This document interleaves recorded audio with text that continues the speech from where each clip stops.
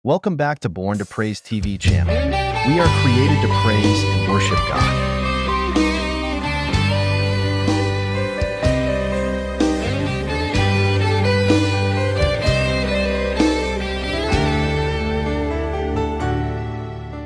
From generation to generation, mga igsoon, gikan sa henerasyon hangtod sa katapusang henerasyon, dili mausab ang imong Ginoo nga atong i-celebrate karon. Amen. Palakpakan na to si Lord. Kung anak pagkamaayo ang Ginoo mga igsoon, sa diyang musalig lang taniya. Wala gihatagan og dako kaayo mga igsoon pagtagad kini magduda ta, kini magdoubt ta, kini dili ta mo tuo mga igsoon. Wala na gi-focus sa Ginoo. Ang iyang gi-focus kung unsaon niya paghatag og maayong kinabuhi ang usa ka tawo. Pinaagi sa gahom sa Dios. Pinaagi sa balang espiritu. Tanawa ha? May dili siya ganahan nga mahimong may sama kaniya nga nasayon unsay maayo unsay dautan. Remember nga ang yawa mga igsoon tuso siya kaayo. Ganahan niya nga dili ta magmalipayon, tintalong ta niya in so many ways.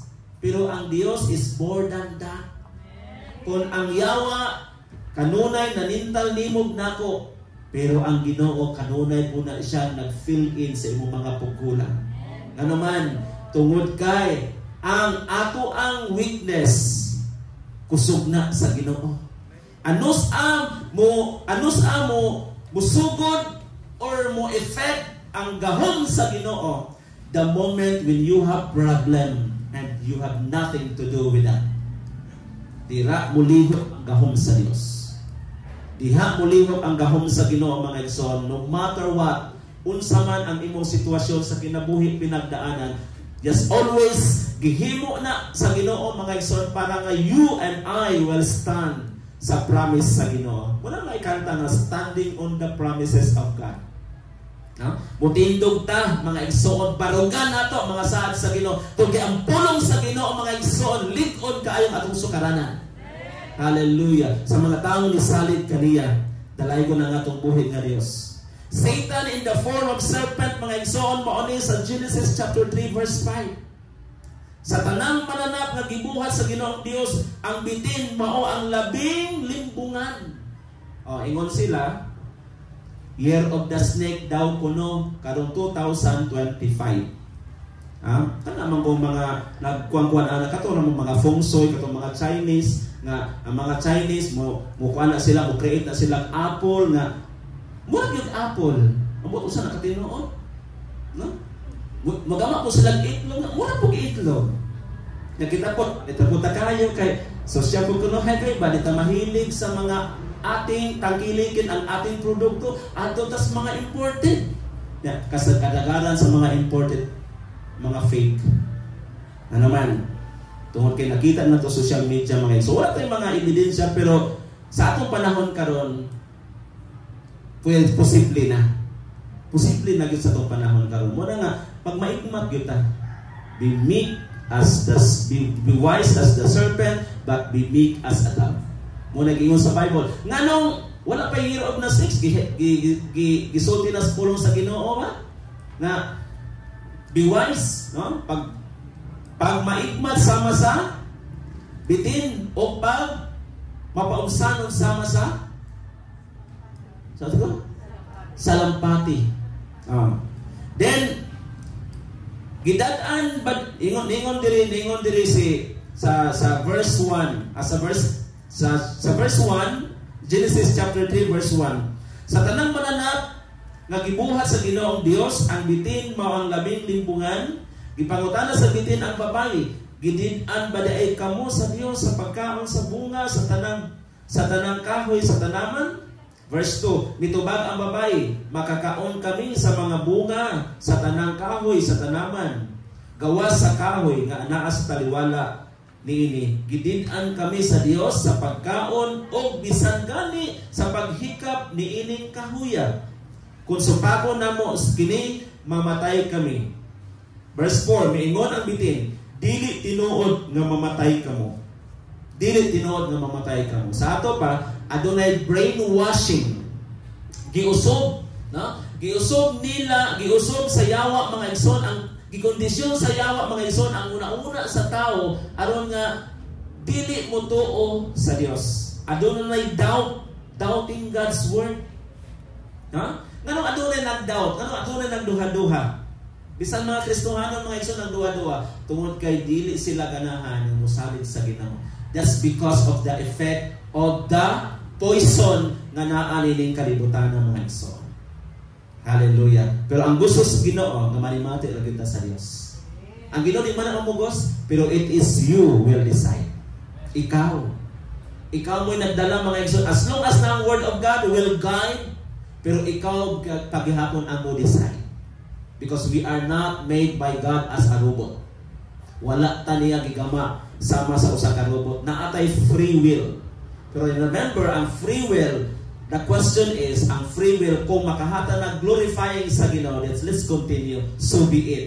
Pero kung makastop na gani sa pag-glorify sa Ginoo, it's not good for you to use that free will. Kung sa ingon ni Apostle Paul, sa ingon niya, kung ang usa ka butang gani, not all things are good, not all things are good, but all things are, unsa to? All things are good, but not all things are beneficial. Tanang butang maayo, pero tanang butang maayo, mga igsoon, pero ang apoy ubang butang nga dili makahatag nimo kaayuhan. Sobra gani mga igsoon, that is not good for you. So giunsa nato pag-handle ang atong free will. Natay limitation mga igsoon, ana ng diha ng dapita. Hallelujah.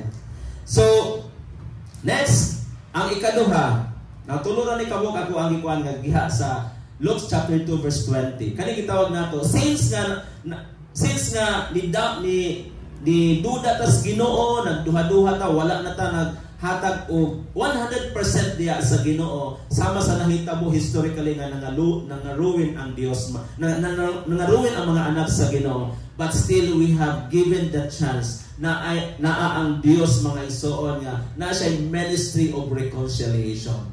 That's why we need to reconnect, no? Nganong gitawag sa reconnecting, diba? Gisumpay naman gud last time, but because of sin nakapalipart na nato, because of doubt that is equal to sin, naputol, no? Naanay bungaw, so kinahanglan nga i-reconnect, kinahanglan nga sumpayon. Kisay makasumpay mo na ang cross mga igsoon. Ang cross mo na siya magpataliwala nimo og nako between God and man. Kinsa na si Jesus. Jesus is the mediator between God and man. Para nga pwede tang maka-cross over paingon sa Dios. Mo nay good news of great joy.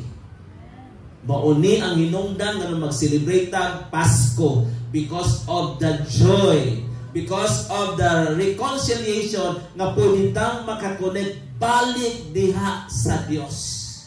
Mga igsoon, kung nakasala kas Ginoo, let us go back and reconnect again and again. Let's dial again and again.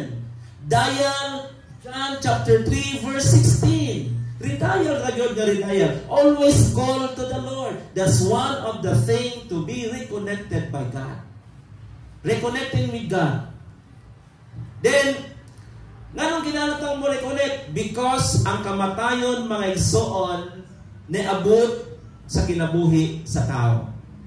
Nya ang kamatayon mga igsoon duha ka stage. Mula stage 4 cancer. Nga kanang cancer di yun tapat yun dahil dali-dali pantuson pa ta kung dagang kang milyon sa bangko doon na usap pa ka mamatay. Tuso no? Right? Usahay itong mga nila sa kinabuhi sumpayan og hus para lang yun mabuhi. Pero kung kabubuton pas Ginoo buhion para sa ilang mga angkol. Nagpagkatabang sa mga pag-ampo, gidawag sa Ginoo mga pag-ampo, tungod ang pag-ampo, kay ang Dios mga igsoon makaduog, di man pupungol ang Ginoo. Agit ang tangan o hus. Glory to God. This is Lyra, ingon nga, Pastor, iampo among angkol kay nao, atake. Sige, ampo tas Ginoo. Pero ang kabuton lang yun sa Ginoo mga igsoon, ipakita sa Dios nga kamong mga tawhana mo, mga beloved mo sa Ginoo, ipailag yun sa Ginoo nga doon mo'y Kristo. Mo nang pag-ambog ipakita karon wala na ang tuog. Host, no? Reconnecting. Ano man, sige man tagadayal, sige tagadayal. Dili pa sa ato bang pasiaw ba nga lingon nito nga. Nitawag siya na ang nakatubag katong babae. Ninong to siya og ninang. Ang iyahang inaanak nanawag. Nakatubag ang asawa ang ina siya. Hello? Siya, ay ninang, akong pinaskuhan. Your call is the number your dial is available. Is not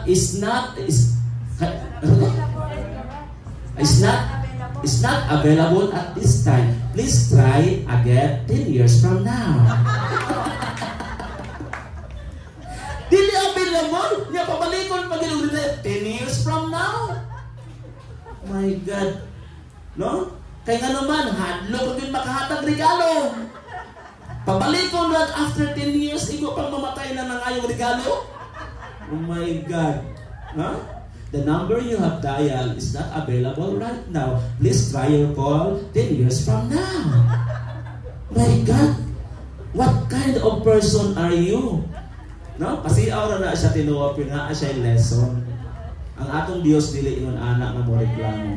Kung buhion pa ka sa Ginoo, tangtangan kag hus. Palakpak sa Ginoo. No? Ano na ka pamaayo sa Ginoo? Great joy good. Di ba? Great joy.